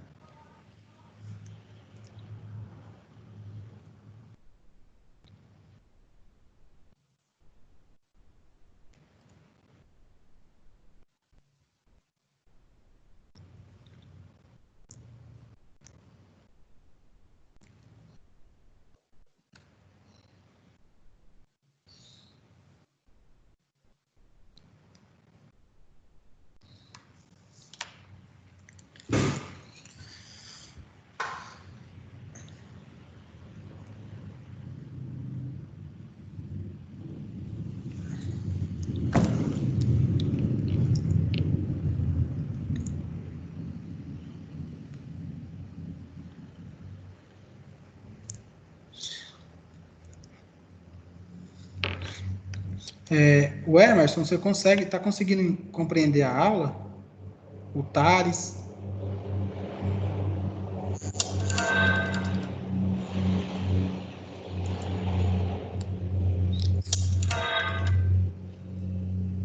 Tô compreendendo, e algumas coisas eu tô respondendo no bate-papo. Tá ok.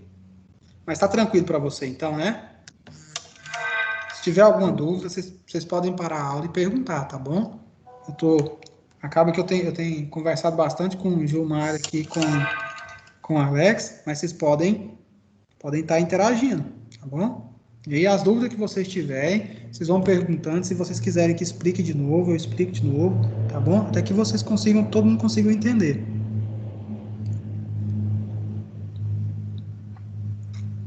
Eu já finalizei o meu, vou dar uma palhinha aqui só para ir no banheiro e já tô voltando antes. Não, tá tranquilo então, vai lá.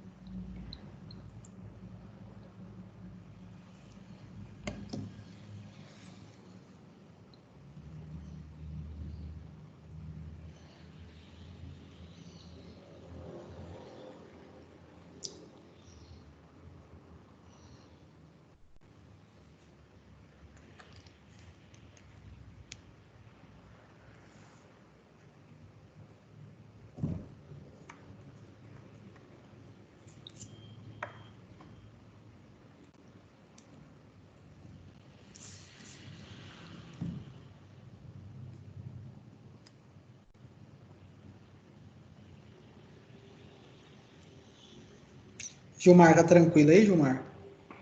Tô quebrando a cabeça aqui. Essa aí é meio.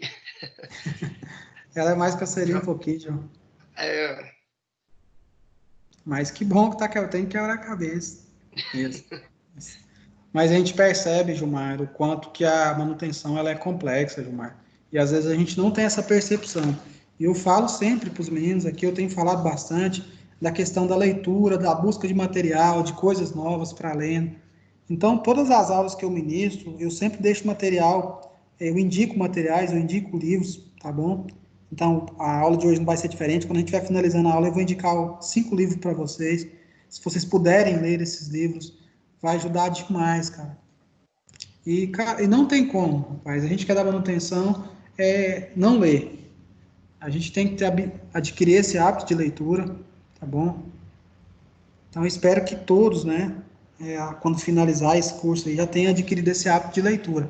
Às vezes eu coloco alguns materiais extra lá na plataforma, às vezes uns perguntam, vai valer nota? Gente, eu acabo respondendo, não é nota, é só um material a mais, porque, sabe, é importante a gente ter essa percepção de estar buscando mais conhecimento, que só vem através da leitura. A leitura... Qual que eu levei, Wesley?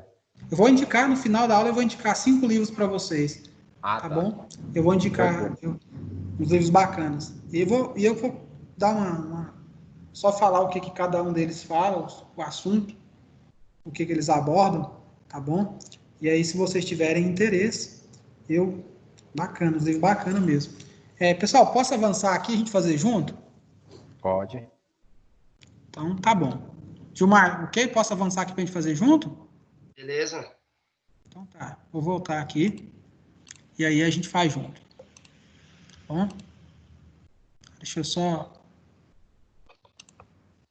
Eu acho que não mudou a tela para vocês ainda, mas vai mudar agora, quer ver? Tá. Pessoal, deixa eu explicar o porquê primeiro, por que eu tenho que calcular o MTTR. Qual que é a importância? O MTTR é o tempo médio entre reparos. Então, pessoal, a partir do momento que eu sei quanto tempo que eu estou gastando para arrumar cada equipamento, eu começo, então, a pensar em formas de melhorar a minha eficiência para a manutenção. Um exemplo, vou dar um exemplo. Eu gosto muito de dar exemplo. Na Fórmula 1, há um tempo atrás, os pneus do carro tinham 4 parafusos, ou seja, tinham 4 porcas. Então, eles levavam um determinado tempo, né? O MTTR deles, ou seja, o tempo médio de reparo deles era alto, né? Apesar que lá eles usam ferramentas pneumáticas, é extremamente absurdo o tempo, né? Mas mesmo assim era considerado alto. O que eles fizeram então? Eles pensaram, se a gente colocasse apenas uma porca, vocês concordam comigo que ia diminuir o MTTR? O tempo hoje de troca de um pneu na Fórmula 1, ele caiu 3 vezes do que era antes, porque antes era 4 parafusos, agora a gente só tem um parafuso central, ou seja, eu melhorei o meu MTTR. o meu tempo médio de reparo. Então, por isso que a gente tem que estar monitorando. Eu dei um exemplo da Fórmula 1, porque eu acho que a grande maioria do pessoal gosta, né? Então, como que eu calculo o MTTR? A gente vai pegar lá o MTTR, a gente vai calcular o MTTR.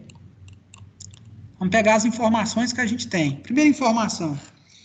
A primeira vez que a máquina parou foi 6 vezes. Ela parou 6 vezes. Então, quando ela parou 6 vezes, a cada vez que ela parou dessas 6 vezes, ela gastou 20 horas. 20 horas. Então, ela parou, na primeira, ela parou 6 vezes. Cada vez que ela parou, ela gastou 20 horas. Depois, ela parou 2 vezes. Cada vez que ela parou dessas 2 vezes, ela gastou 10 horas. 10 horas. Depois, parou mais 2 vezes. Parou mais 2 vezes e gastou 30 horas por vez de parada. Como que eu calculo o MTTF? Eu vou somar aqui agora. Primeiro, eu vou multiplicar aqui, né? Então, eu multiplico aqui. Estou multiplicando para saber quantas horas essa máquina ficou parada. Então, vou multiplicar aqui para saber quantas horas essa máquina ficou parada.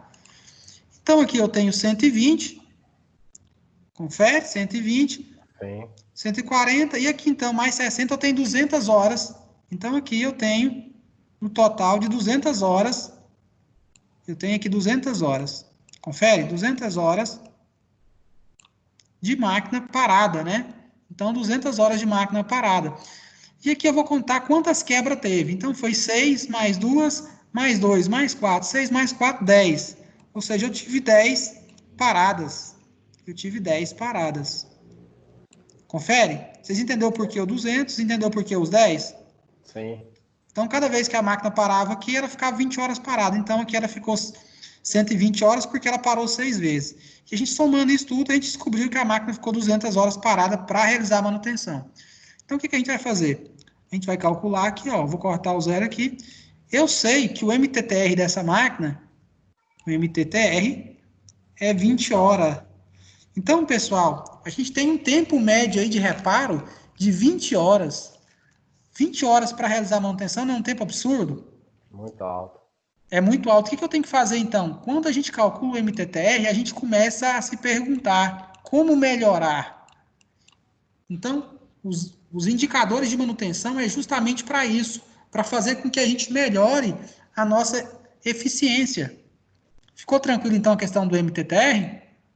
Ficou. Dúvida? E o MTTR, ele, quanto mais baixo, melhor, né? Não significa que tem que ser 0, né? Mas ele tem que ser uma hora baixa, né? Quanto menor o MTTR, melhor. E o MTBF, quanto maior, melhor. Sim. Eles são inversos. Tranquilo até aí? Tranquilo. Por isso que eu falei para vocês, pessoal, que quando preencherem uma ordem de serviço, coloquem lá sugestões de ferramentas para melhorar o MTTR. Porque quando você melhora, adquire novas ferramentas, você consegue melhorar o MTTR. Tá bom? Gilmar, ficou tranquilo até aí? Beleza, tranquilo. Pessoal, até nesse ponto da aula, tudo que eu falei para vocês, está satisfatório para vocês? Posso continuar tocando a aula desse jeito? Tá tranquilo? Ok. Então tá bom. Pessoal, agora, nesse exato momento, eu vou mostrar para vocês, falar um pouquinho sobre Poka-Yoke. Tá bom? O que é dispositivo Poka-Yoke e para que serve? Vocês já usam o dispositivo Poka-Yoke.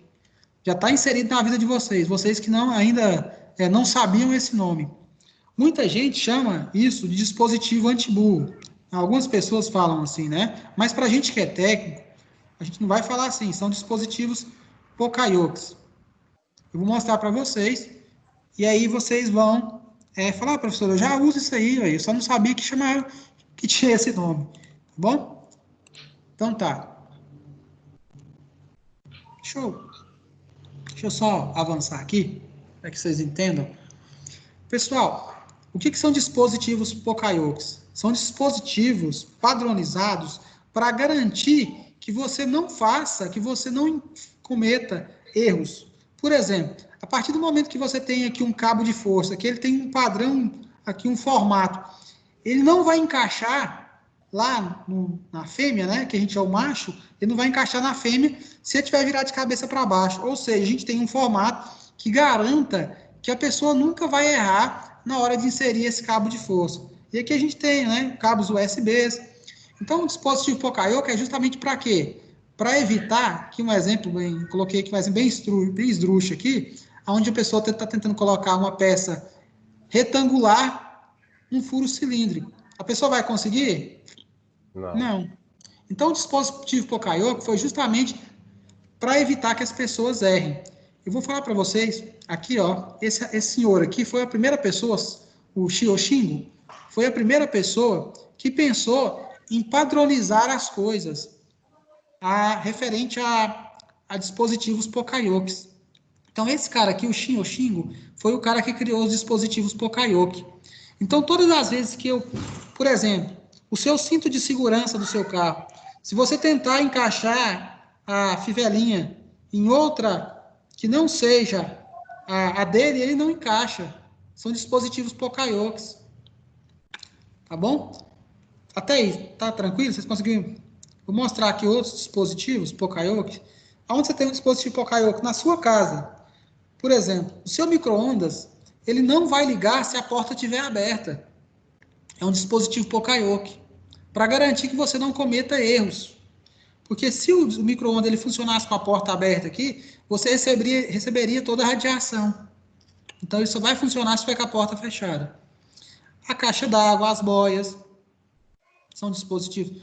No seu carro tem dispositivos Poka-Yokes. Só que são dispositivos Poka-Yokes detectivos, são visuais. Por exemplo, lá, né, o do óleo, o do farol, o do combustível, para garantir que você não saia, que o carro ele não cabe a gasolina em um local indevido. Então, você tem sinais luminosos que são sinais de advertências, ou seja, são dispositivos Poka-Yokes detectivos, tá bom? E aqui, eu tenho aqui o que é muito comum, né? Por exemplo, eu tenho chaves seletoras, tenho equipamentos bivolts, que funcionam tanto em 110 e 220. Então, tudo aquilo que evita que as pessoas cometam erros, que são padronizados, é o que a gente chama de dispositivo Poka-Yoke.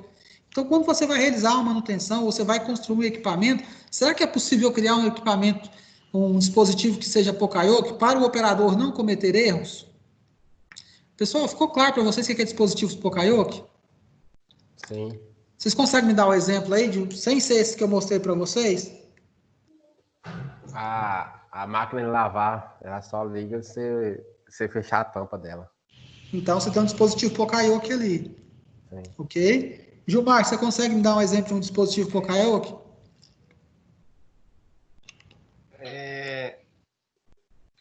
Tipo, lá também a gente tem máquina de lavar na lavanderia, que só funciona, igual o exemplo que você falou aí do tipo micro-ondas aí. E até mesmo padronizar as coisas. Lá mesmo, quando eu trabalho, lá tem muitas caixas d'água. Aí tinha caixa d'água ali, que a boia era tipo, tinha 3 caixas, que a boia era 1,5 polegadas, tinha mais 3 com 1 polegada, depois não sei o que, ficava no estoque aquela tanto de boia, né? Aí eu falei para os caras, rapaz, vamos padronizar esse trem com uma boia só. Aí eu acho que entra nisso aí, né? A gente padronizou, agora você fica ali com 3 boias, fica com 20 caixas d'água, mas tem 3 boias que servem qualquer uma. Então, você acabou de criar um dispositivo Poka-Yoke. Então, você não vai correr o risco de alguém, durante a manutenção, ir lá e colocar uma boia que não seja a correta. Então, tudo que você faz, que padroniza, que evita que a pessoa cometa erros, são dispositivos que, mesmo que a pessoa queira errar, ela não consiga. Por exemplo, vou pegar o exemplo aqui dessa tomada aqui, ó, desse plugzinho aqui. A pessoa consegue colocar ele em outra posição que não seja a posição correta? Não. Então, isso é um dispositivo Poka-Yoke. É impossível aqui que o cara cometa erros. Então, toda vez que eu tenho um dispositivo que ele é a prova de erros, é o que a gente chama de dispositivos Poka-Yokes. Tá bom?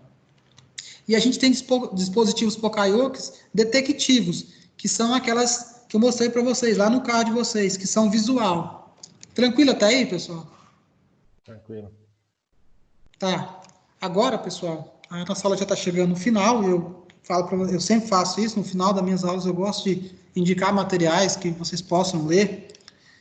Eu separei 6 livros para vocês, tá bom? O primeiro é Tai Chuan, tá bom? Gestão do posto de trabalho, que é bem interessante. Se vocês puderem ler esse livro, eu recomendo. Shioshingo, que eu falei para vocês, ele fala do dispositivo Kaizen, eu falo do dispositivo Pokayoku, mas também fala do Kaizen, que é uma filosofia de melhoria contínua. Então, toda vez que vocês verem essa palavra, ouvirem essa expressão Kaizen, ela significa melhoria contínua. De todos os livros que eu já li de PCM, esse aqui, ó, é o que eu acho mais interessante, porque ele é o mais simples e o mais fácil de entender. Então, todos os conceitos de manutenção, os principais conceitos de manutenção, boa parte que eu passei para vocês, eu retirei desse livro aqui, tá bom? Ele é muito bom, Planejamento e Controle de Manutenção, da manutenção, tá bom? Esse aqui, Quarta Revolução Industrial, do Klaus, ele é bem interessante, fala do primórdio da Quarta Revolução Industrial. Esse aqui, ó, Caminho pelo Gemba. O que quer dizer Gemba? Gemba é um termo em japonês que significa local de origem. Então, toda vez, pessoal, que a gente vai procurar resolver um problema, a gente tem que fazer um método investigativo que a gente chama método Gemba. Esse método Gemba é justamente a gente ir no local de origem. De todos os livros que eu coloquei aqui, o único que não tem assim, a ver diretamente com a manutenção é esse aqui, ó, Gestão Fácil. Por que eu coloquei esse livro aqui? Se futuramente vocês forem trabalhar com a parte de gerenciar pessoas ou gestão do seu próprio negócio, eu indico que vocês leiam esse livro. Então, ele fala de gestão de uma forma muito simples e muito fácil de entender e muito clara. E, pessoal, não tem como a gente sobreviver no mercado de trabalho se você, em algum momento, não for um gestor. Em algum momento, você é um gestor, tá bom? Então, essas as recomendações que eu estou passando para vocês. Eu vou mandar para vocês depois o material da aula. Oi. Só complementando aí, eu mesmo com parte de gestão. Agora, no momento que a gente está passando agora, essa semana mesmo eu tive acho que 3 reuniões. Porque o meu estoque do meu almoxarifado, parte de manutenção mecânica e elétrica, está em 200 e poucos mil reais. 223 mil reais. Aí, o que acontece? Na parte da gestão, eles me encostou na parede, né? Entendeu? Eles querem que diminua isso aí. Tipo, 30% já... Numa semana, eles querem ver qual que foi a ação tomada em cima dessa parte de gestão. Você lembra que eu falei para você, Gilmar? Deixa eu só voltar aqui, só para a gente comentar isso aí, que é um assunto bem interessante que você falou. Bom, deixa eu só voltar aqui, que a gente consegue visualizar melhor. Gilmar, o que acontece? Você lembra que eu falei para vocês que quando a gente trabalha com matriz de criticidade, você sabe quais os componentes que são realmente importantes? Lá no seu estoque, o que realmente você precisa ter lá no seu estoque? O que digamos assim, quais são os componentes que são críticos, né, que realmente porque por exemplo, tem algumas correias que a gente armazena que assim, que tá lá, quando você vai usar, ela já não presta mais. Fica lá 2, 3 anos no estoque. Isso. E é desnecessário. Então, você tem que ter no seu estoque só aquilo que você realmente precisa. As empresas aqui em Anápolis têm trabalhado muito com parceria. O que é o sistema de parceria? Eu vou dar um exemplo aqui. Tem uma empresa chamada Primeira Linha, que trabalha com rolamento.